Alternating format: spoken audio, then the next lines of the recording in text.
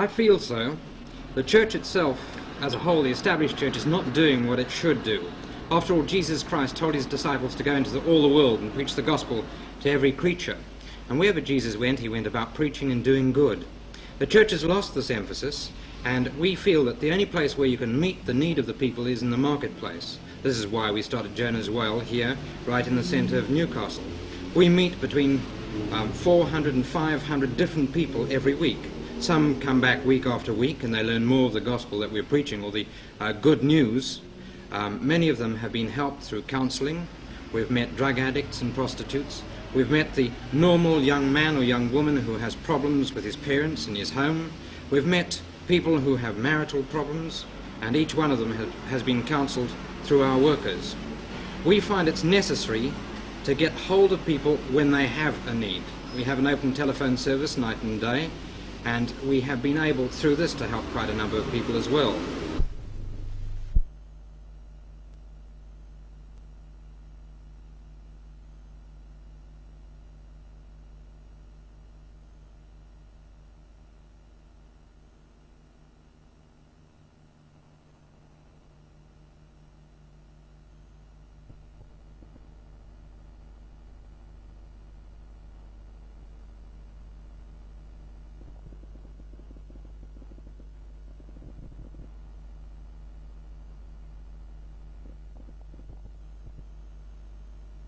Well, you see, we have a house up in Council Street. Now, this house is a double-storey house. It has 3 bedrooms. Inside we have 3 spare beds, and if somebody comes in with drug withdrawal or something like that... Right, have you got my ice sheet ready? Here you are, Mary. Oh, thanks a lot. Pleasure. Thank you. Thank you. There's your docket. We bring the hard case. I mentioned drugs because there's nowhere else in Newcastle at the moment where a drug case can go. We haven't the medical means of helping them, but we are able to sort of take them in there for a period of time. They're put under a disciplinary sort of method of therapy. They have to get up early in the morning, clean up, come down to the coffee bar, spend the day here, going out to look for work. Their time is checked in and out, and we keep a watchful eye on them all the time. We have had 2 cases that have come back to us on a number of occasions. Neither have seemed to be successful, except one young man who went down to Sydney has come back on 2 occasions since for help.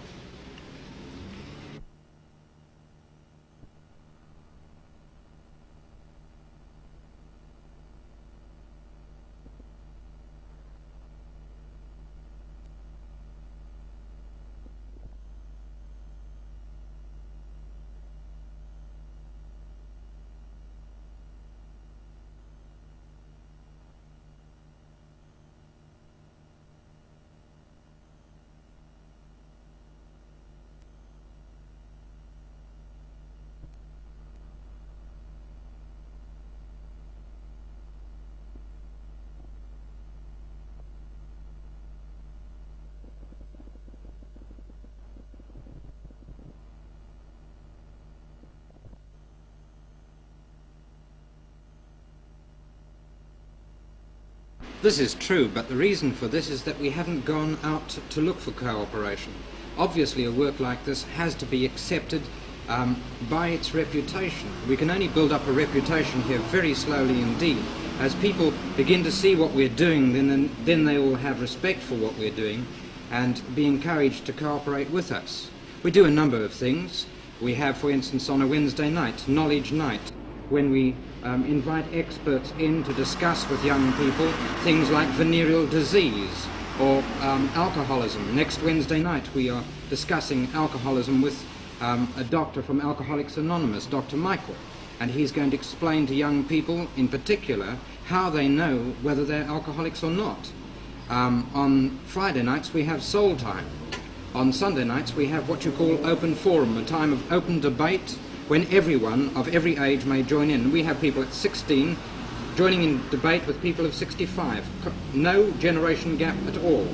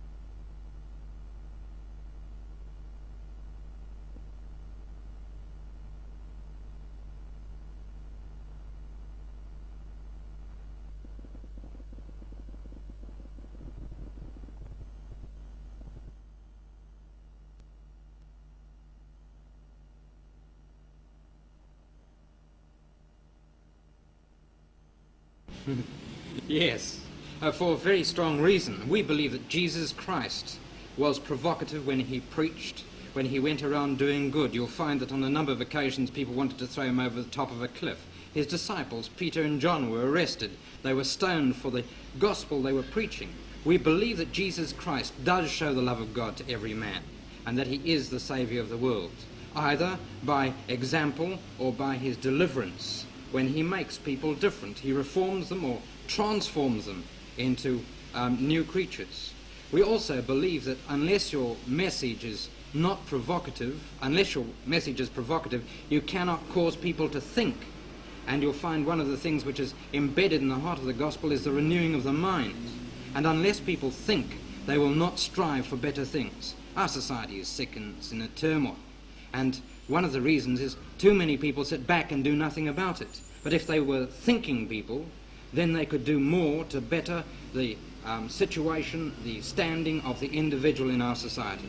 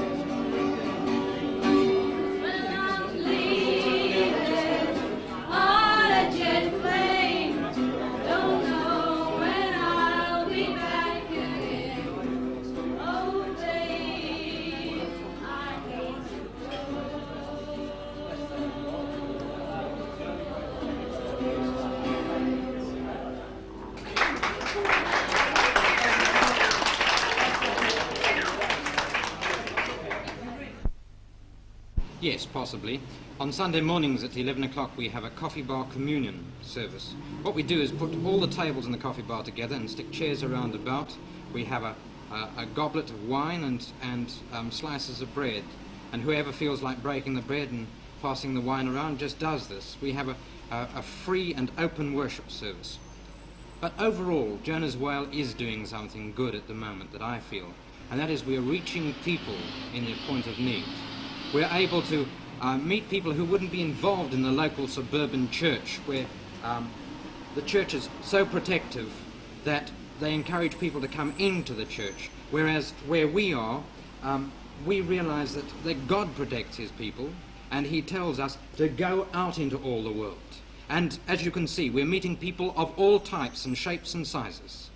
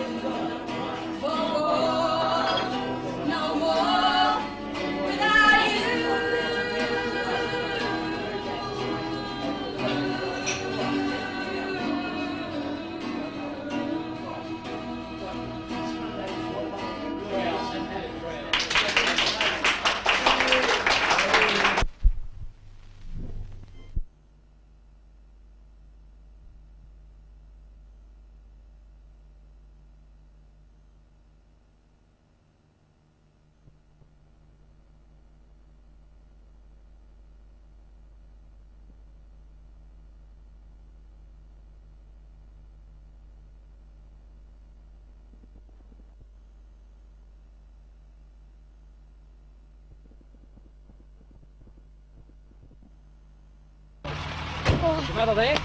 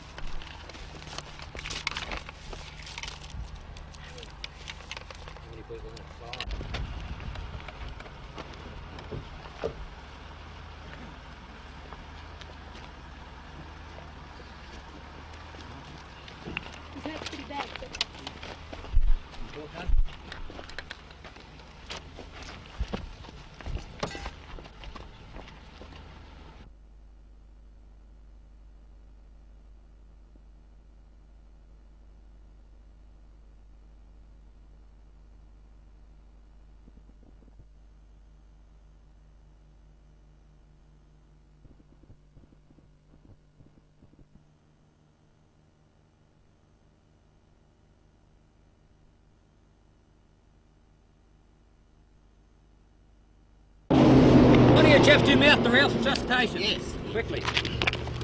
You take this note down the road and give it to the doctor. Right.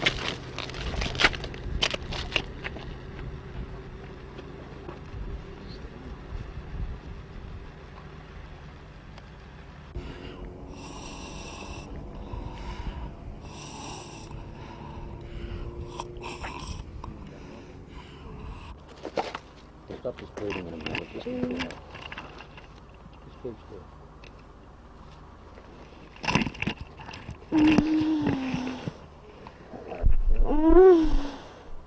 Just lie still.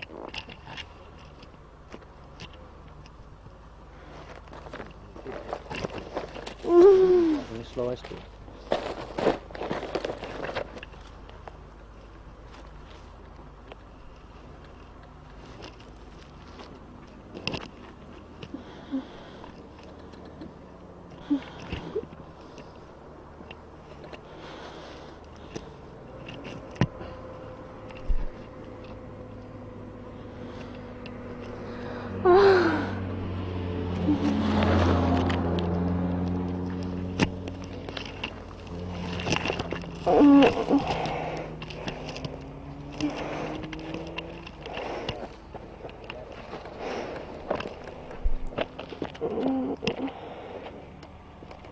Can I have two people to help me here? Quickly.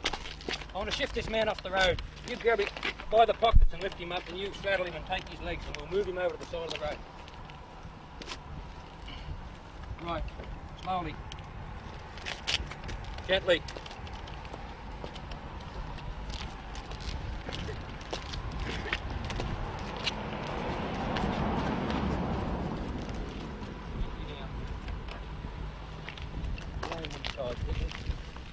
Very slowly.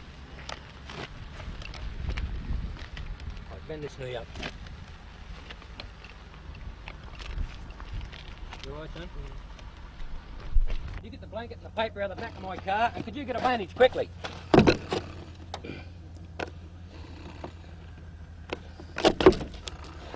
Three-cornered bandage. Hold it up in a long strip. Lay the blanket out there so we can put him straight into the blanket.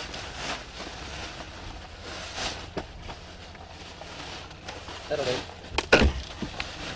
That'll do. Quickly, come here. Just support his head up straight, and I'll put this paper around his neck to hold his neck in position.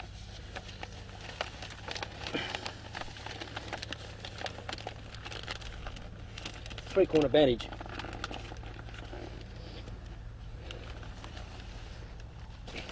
Just hold him steady.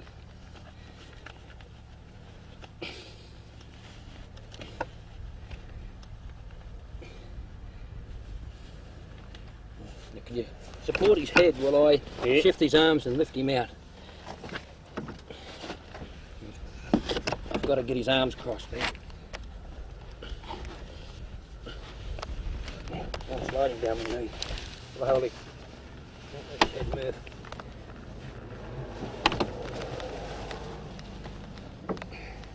On his back, Dick? Yeah, on his side.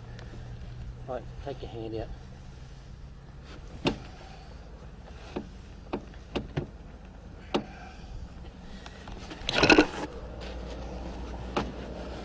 Now slide this blanket underneath and we'll carry him off on the blanket. Just lift him steadily. Roll it under. That's the idea. Right.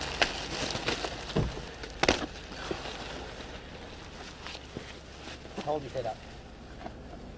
Up straight. That's it. Slowly. Move him away from you.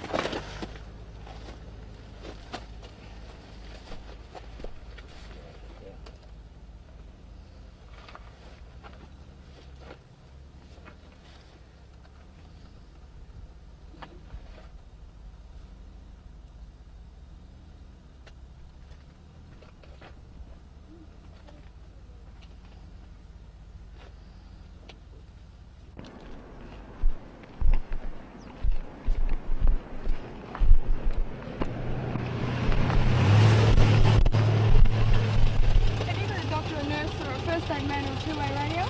No. Wants to be in a bad one, is it?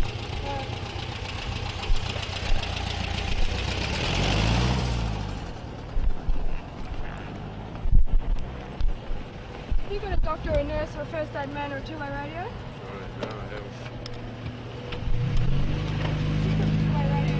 Yes, I have. There's been an accident about 20 minutes ago. Could you give the ambulance a message? What's happened out here? Well, there's one unconscious and there's two seriously injured, and we need two ambulances and a doctor.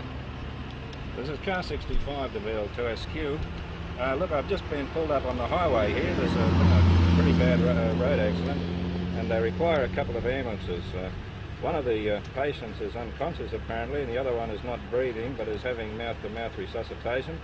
And the actual location is 4 miles north of the Tea Gardens turnoff. Would you radio the ambulance straight away or contact them by telephone?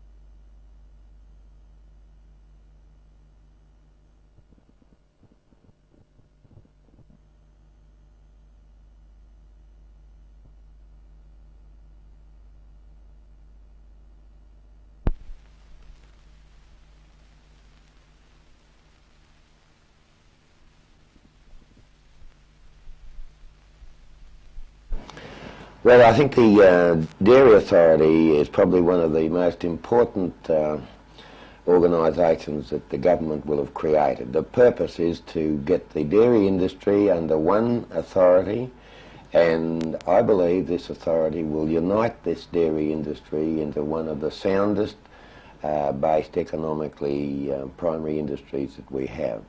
Now, how is it going to affect the average householder? In the initial stages there will be no change at all noticed. The first change will be in those areas where pasteurisation isn't prevalent. All milk will be pasteurised probably by the end of the year, and this will be one change that will be noted. I think it could be that there'll be more milk products brought onto the market and pushed by the authority. At the moment they're outside the milk board and therefore their publicity doesn't cover them. But by and large I don't think the general public will notice any change at all. And what about the dairyman himself? The dairymen, of course, within the zone have been very worried that their markets may be lost. This we've guaranteed. And the outside dairymen will eventually participate in the liquid milk market. This won't happen immediately, but in due course they will. But the immediate effect or benefits to those dairymen outside the present milk zone will be negligible in the beginning. And will this be to everybody's satisfaction? Well, I hope so. I think it will. Well, it won't be detrimental to anybody, and it must be beneficial to the outside dairymen. The vendors will be unchanged, and as I said last week when I was in Newcastle, I think we can make much greater use of the vendors to increase milk sales and milk product sales. And what about prices? Will this authority look after the prices too? Well, there is a prices tribunal within the authority, or the deputy chairman is chairman of a prices tribunal, and it is independent of the authority, and it will report to the authority, who can't amend it but can comment on their recommendations. Then they come to the minister and he either accepts or rejects. There is no proposal at the moment to increase prices, because under the Milk Board I have to direct the prices inquiry, and this just isn't happening. And will this new authority arrest any of the drifting away from dairying at all?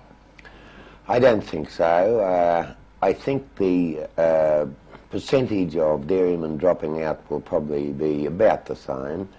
But of course the dairymen dropping out hasn't meant there's been a similar dramatic drop in milk production. The tendency is to get bigger units production, and this is what has been happening. But we are getting to the stage, of course, where we consume 50% of the milk we produce in New South Wales, and if there is a further drop in production, then the percentage that's used for liquid milk trade will increase, and this will be very beneficial to the dairymen concerned. But I believe there has been some apprehension from dairymen. Apparently this is more or less being arrested now, and they're more or less full-heartedly behind the scheme. Is this right? I think there has been general acceptance both within and without the zone. Whether this is general or not, it's very hard to say, but all organisations have accepted it in principle, and I think it is accepted, and I'm confident it'll work.